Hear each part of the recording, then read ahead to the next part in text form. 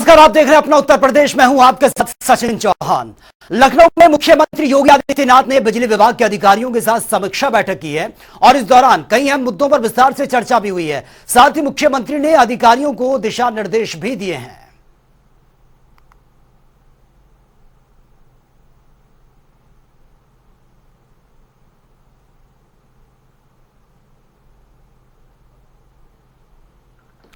उत्तर प्रदेश में योगी सरकार ने 16 आईपीएस अधिकारियों का ट्रांसफर कर दिया है और इसी के साथ ही राजधानी लखनऊ और प्रयागराज के पुलिस कमिश्नर्स को भी बदला गया है। इस संबंध में सरकार की ओर से नोटिफिकेशन जारी कर दिया गया और ये नोटिफिकेशन आप देख सकते हैं। बड़े तबादले, बड़ा फेरबदल यूपी पुलिस में यह किया गया है।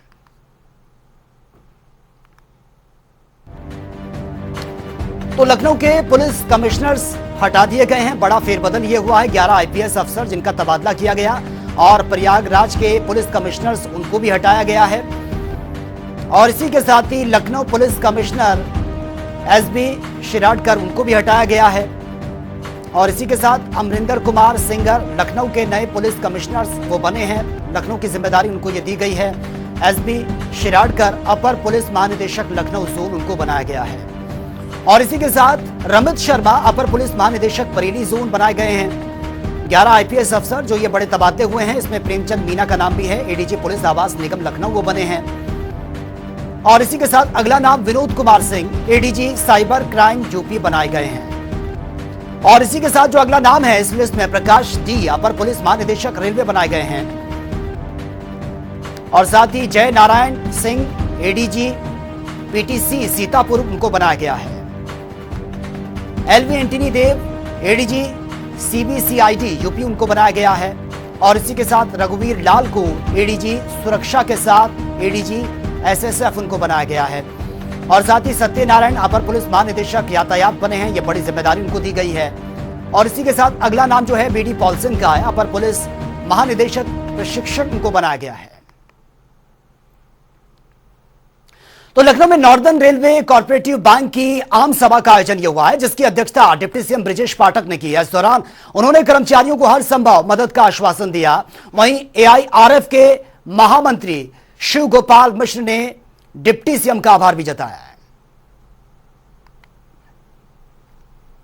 चलिए खबरों में आगे बढ़ते हैं। लखनऊ में डिप्टी सीएम ब्रिजेश पाठक ने कहा कि हीट वेव संचारी रोग अभियान और अस्पताल में सारी व्यवस्थाएं पूरी तरह से ठीक ठाक हैं। और क्या कुछ उन्होंने कहा वो सुन लेते हैं।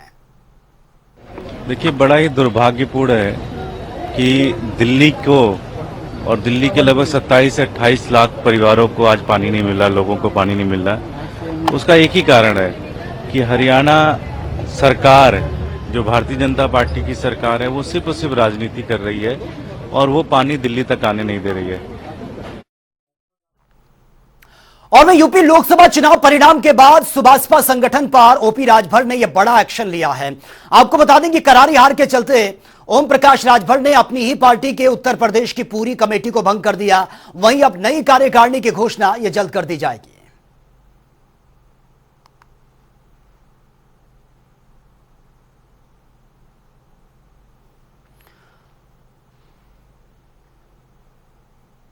और वहीं केंद्र सरकार में लगातार दूसरी बार राज्य मंत्री बने बीएल वर्मा का दिल्ली से अपने गृह जनपद बदायूं जाते समय बुलंदशहर में कई स्थानों पर उनका भव्य स्वागत हुआ है। सिकंदराबाद में विधायक लक्ष्मी राज सिंह के नेतृत्व में भाजपाइयों ने उनका स्वागत किया।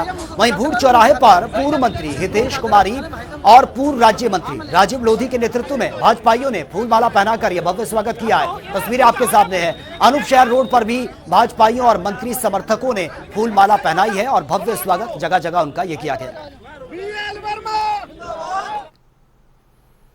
और वहीं जय गुरुदेव के धर्म प्रचारक संस्था के राष्ट्रीय महामंत्री बाबूराम गाजीपुर के सहेड़ी स्थित आश्रम पहुंचे हैं, जहां पर उन्होंने पूर्णिमा महापर्व पर मथुरा में आयोजित 19 से 23 जुलाई तक सत्संग में आने का निमंत्रण दिया है। उन्होंने कहा कि राम राज्य की स्थापना तब हो सकती है जब लोगों की भावनाएं, विचार उनके बदलेंगे और यह बदलाव देखने को मिलेगा। राम राज्य कोई भाषण या वक्तव्य देने से, कानून बना देने से या तोड़फोड़ आंदोलन, हड़ताल, धरना प्रदर्शन करने से नहीं आएगा। राम राज्य तब आएगा जब लोगों के विचार और भावनाएं, और विचार भावनाओं का परिवर्तन तभी होगा जब जो है लोगों के खान पान शुद्ध हों। तो हम तो सभी समाज के अगुवाकारों से, बुद्धिजीवियों से और साधु महात्माओं से, देश के शासनकर्ताओं से सबसे अपील करते हैं कि लोग शाकाहार नशा मुक्त का प्रचार जोर शोर से अपने अपने मान्य क्षेत्रों में करें, जिससे लोग जागृत हों, इन बुरे बद ऐमालों से लोगों की बचत हो, मादक द्रव्यों के सेवन से बचे और लोग देश के नव निर्माण में जुटे। तो चलिए खबरों में आगे बढ़ेंगे बड़ी खबर के साथ। और फिलहाल फतेहपुर से यह बड़ी खबर सामने आ रही है। सेवानिवृत्त संग्रह सेवक के सुसाइड से जुड़ा यह पूरा मामला है। रिपोर्ट के आधार पर सरकार का बड़ा एक्शन देखने को मिला है। कई अधिकारियों पर गाज भी गिरी है। एसडीएम पर अभद्रता करने का यह आरोप भी लगा था और कई अधिकारियों पर फिलहाल यह गाज गिरी है। सुसाइड से जुड़ा यह पूरा मामला है जिसकी जांच पड़ताल हुई है। रिपोर्ट अब सामने आई है और उसके बाद अब यह बड़ा एक्शन लिया गया है। सेवानिवृत्त संग्रह सेवक के सुसाइड का यह पूरा मामला है। रिपोर्ट के आधार पर सरकार ने बड़ा एक्शन लिया। खबर यही है कि कई अधिकारी उन पर गाज गिरी है जिनको सस्पेंड किया गया है और एसडीएम पर भी अभद्रता करने का आरोप इसमें लगाया गया था। जो एसडीएम है उन पर भी ये एक्शन लेने की बात सामने आ रही है, उन पर भी आज आई है सुसाइड मामले में।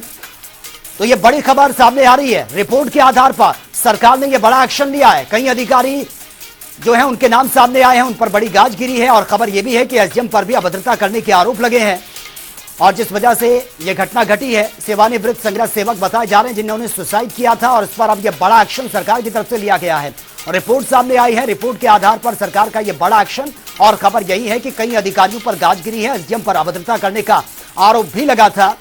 हालांकि जांच का विषय यह बना हुआ है। रिपोर्ट सामने आई है और रिपोर्ट के आधार पर ही सरकार ने यह बड़ा एक्शन लिया है। जिन जिन अधिकारियों के नाम सामने आए हैं उन पर यह गाज गिरी है। खबर यही सामने आ रही है कि उनको सस्पेंड कर दिया गया है।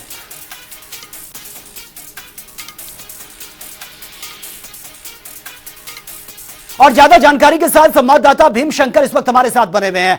भीमशंकर, बड़ा एक्शन ये सरकार की तरफ से लिया गया है। सुसाइड से जुड़ा ये पूरा मामला है। फिलहाल क्या कुछ लेटेस्ट जानकारी आपके पास? जी बताते चले, फतेहपुर जिले का है पूरा मामला जहां पर प्रशासन द्वारा एक बड़ी कार्रवाई की गई है। सेवानिवृत्त कर्मचारी के मृत्यु के बाद ये बड़ी कार्रवाई की गई है कि कई लोगों पर कार्रवाई की गई है।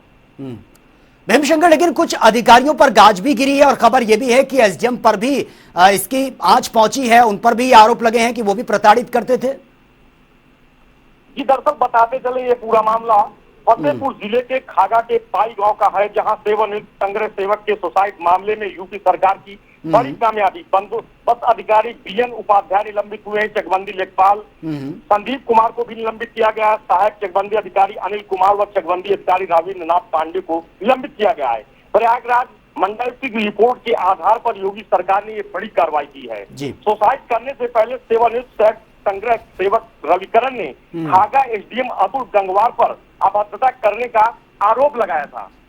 ठीक है। और डीएम फतेहपुर के डीएम जो कि जेल भरने की धमकी देने का भी रविकरण ने आरोप लगाया है। अब देखने वाली बात है इस पर क्या कार्रवाई होती है। ठीक है, चलिए भीमशंकर, बहुत बहुत शुक्रिया फिलहाल आपका तमाम जानकारी के लिए। चलिए खबरों में आगे बढ़ते हैं। ज्येष्ठ मास के शुक्ल पक्ष पूर्णिमा पर्व के अवसर पर अयोध्या, प्रयागराज, हापुड़ समेत तमाम जगहों पर श्रद्धालुओं ने आस्था की डुबकी लगाई है।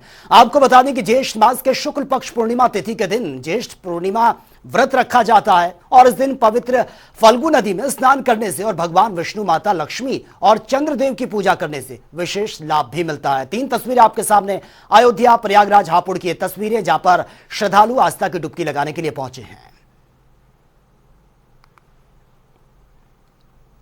तो फिलहाल इस बुलेटिन में मेरे साथ इतना ही, लेकिन तमाम खबरों के लिए आप बने रहिए जनता टीवी के साथ। नमस्कार।